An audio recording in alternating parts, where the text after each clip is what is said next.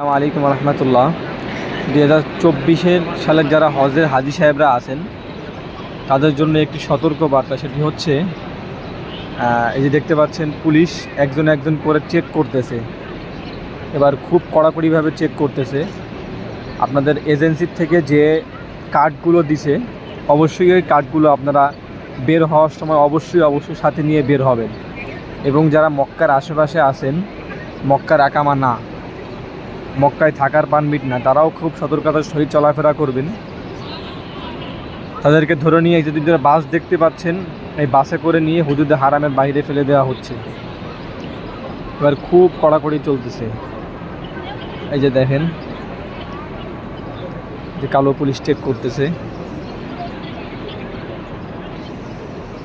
সবাই অবশ্যই এজেন্সির থেকে যে কার্ডগুলো দিছে ওই কার্ডগুলো সাথে করে নিয়ে বের হবেন। ধন্যবাদ সবাইকে।